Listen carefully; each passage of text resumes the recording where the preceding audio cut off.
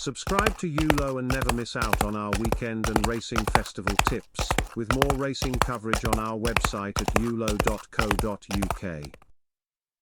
Saturday is Ebor Day on the fourth and final day of York's Summer Festival.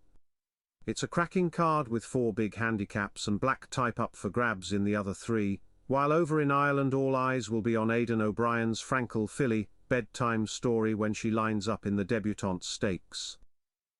Saturday's nap is Audience, lining up in the City of York Stakes.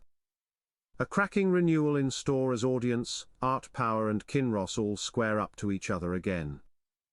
They were the 1, 2, 3 in the Lennox Stakes at Goodwood at the back end of July, but Kinross won this last year, just 3/4 of a length ahead of Audience, while Art Power does seem to save his best for Ireland. Richard Hannon's Should Have Been a Ring won the Goffs Yearling Stakes here as a 2-year-old and makes plenty of each-way appeal with Oisin Murphy up top. But Audience has to be the one to follow. Our next best goes to post in the Julia Graves Roses Stakes. Andrew Balding can score in this listed contest with Tropical Storm, who found the Richmond Stakes at Goodwood just a furlong too far last time out. Returned to the bare minimum and dropped in grade, this looks an excellent opportunity to get off the mark, with an inside draw and Oisin Murphy getting the leg up just adding to the plus points. Mick Appleby's Mr. Lightside went close in the Molecombe at Goodwood, so rates the danger but has to come from wide, while Carl Burke's River Seine is the each-way angle. Tropical Storm to win back to a 5-furlong dash. First up at York, See the Fire can land the Strenzall.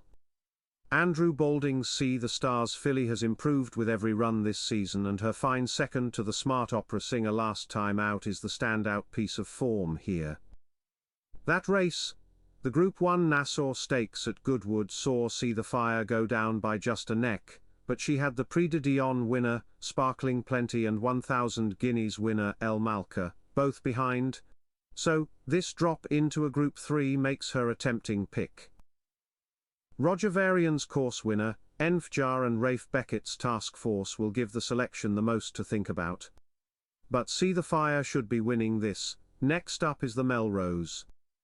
It could pay to side with Aidan O'Brien's The Equator for the first of the big handicaps on York's Saturday card. A 6.5 length 5th in the Group 2. Queen's Vase at Ascot's Royal Meeting, he ran wide and a touch keen, so now, blinkers are applied to aid the concentration. With a diary full of Group 1 entries, the Equator can defy top weight to score here for a yard that's had plenty of winners this week. KP Defoy's Too Bossy. For Us ran well over this trip in a big handicap at Haydock Park last month, so is the each-way angle, with the Progressive Tactician completing the shortlist.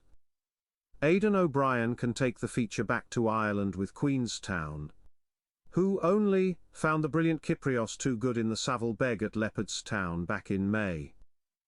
Set up for an autumn campaign since then, with entries in the Irish St. Leger, the Cesarewitch, and the Long Distance Cup, on Ascot's Champions Day meeting filling the diary, this looks a good starting point for a big second half of the season. Totally unexposed after just the 6 starts, and capable on ground from good to heavy, Queenstown is sure to go close, with James Doyle for company adding to the appeal.